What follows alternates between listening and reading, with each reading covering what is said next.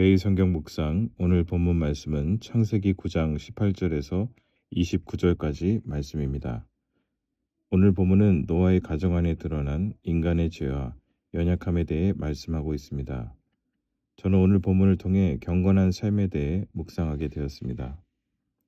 노아는 방주에서 나온 후 포도 농사를 시작합니다.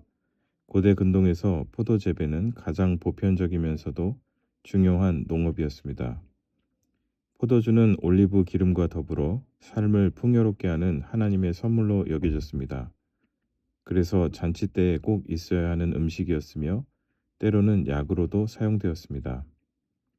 오늘날 교회 안에도 포도주와 같은 술을 즐기는 분들이 있습니다.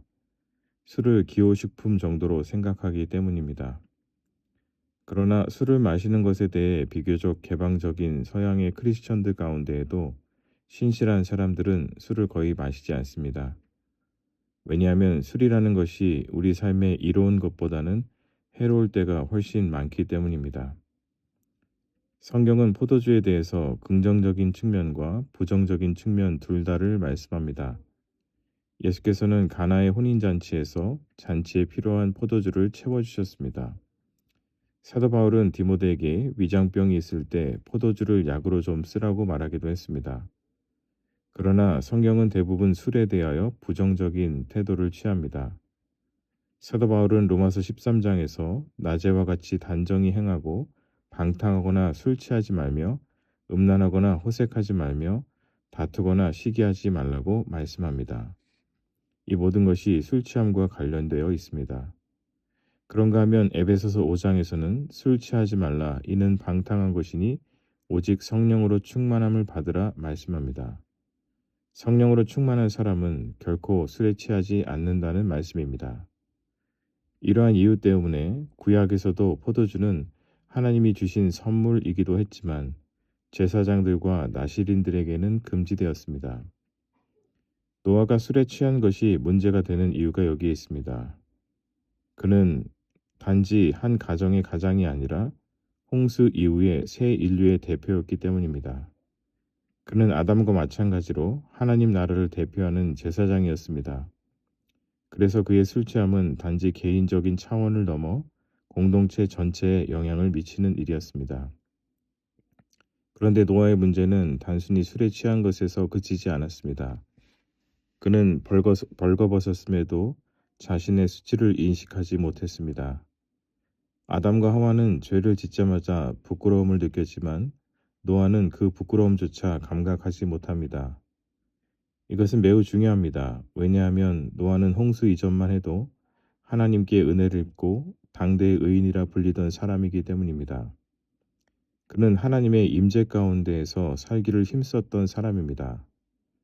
그런데 술 취함으로 인해서 그는 마치 하나님을 모르는 사람처럼 행동하고 있습니다. 더욱 이 일은 그가 하나님과 언약을 맺은 직후에 일어났습니다. 이 부분에서 우리는 중요한 사실을 기억해야 합니다.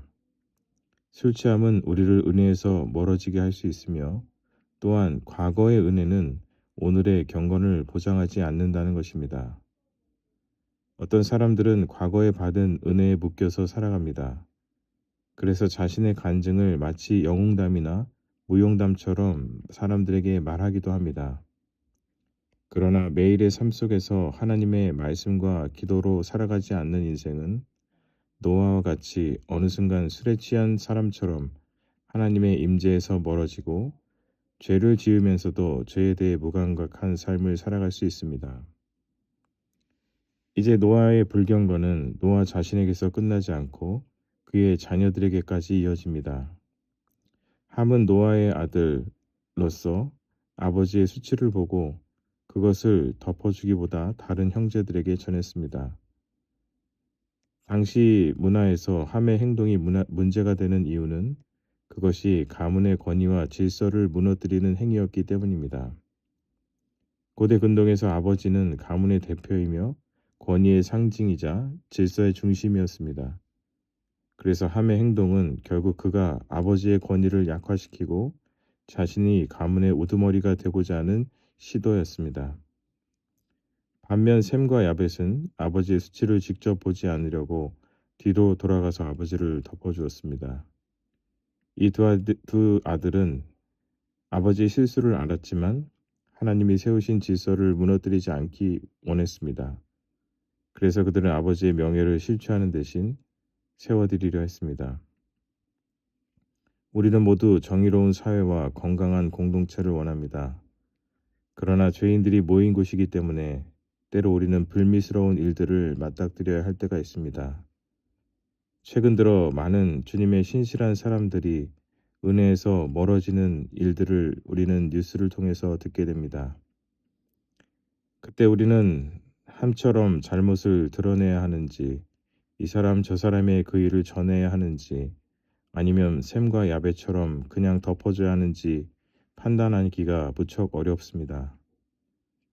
그러나 분명한 것은 다른 누군가의 무너짐을 지적하기 전에 먼저 그것을 거울 삼아 나 자신을 돌아보아야 한다는 것입니다.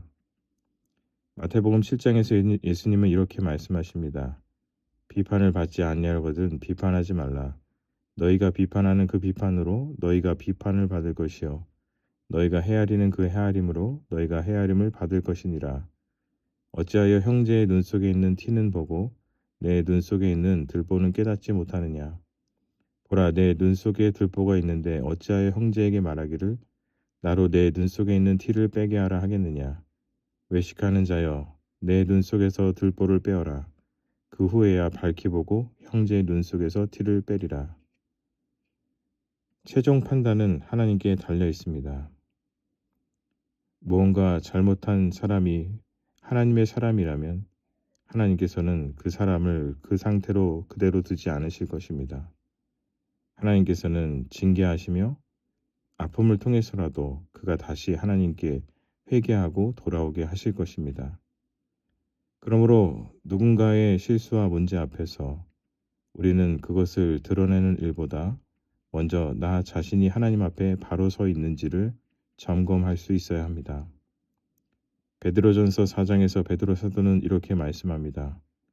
또 의인이 겨우 구원을 받으면 경건하지 아니하는 자와 죄인은 어디에 서리요.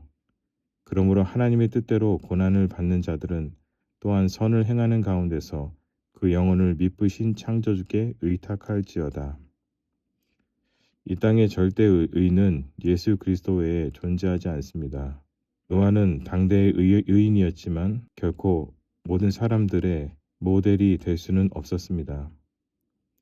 오늘 우리의 삶의 최종 모델은 오직 예수 그리스도 외에는 존재하지 않습니다. 중요한 것은 과거의 은혜에 머무는 삶이 아니라 오늘 하나님의 은혜를 붙들기 위하여 매일 말씀과 기도로 씨름하며 하나님 앞에 날마다 회개하는 삶을 살아가는 것입니다. 오늘 나의 삶은 과거의 은혜가 붙들어주지 않습니다. 우리는 오늘도 하나님의 은혜가 필요한 죄인들입니다. 기도하겠습니다. 하나님 아버지 은혜를 감사합니다. 당대 하나님의 은혜를 입고 의인이라 불렸던 노아도 결국 구원받아야 할 죄인임을 보게 됩니다. 이 땅에 그 누구도 영웅이 될 수 없고 절대 의는 존재하지 않음을 보게 됩니다. 우리 또한 과거의 은혜에 머물지 않게 하시고 매일의 은혜를 구하며 살게 하여 주옵소서. 드러나는 나의 삶의 모습보다 드러나지 않는 나의 마음의 상태를 하나님의 말씀 앞에서 날마다 점검하게 하시고 특별히 다른 사람의 넘어짐과 잘못을 보았을 때 우리의 마음에 통쾌함이나 정죄하는 마음보다 두렵고 떨림으로 나 자신을 하나님 앞에 다시 세우는 겸손한 사람들이 되게 하여 주옵소서. 함과 같이 다른 사람의 허물을 이 사람 저 사람에게 전하는 사람이 아니라 샘과 야벳과 같이 그것을 덮어줄 수 있는 은혜의 사람이 되게 하여 주옵소서. 그래서 우리의 삶을 통해 하나님께서 죄인을 돌이키시고 다시 회복하시며 온전케 하신다는 은혜가 그들의 삶뿐만 아니라 우리 자신에게도 동일하게 고백되게 하여 주옵소서. 예수 그리스도의 이름으로 기도드립니다. 아멘.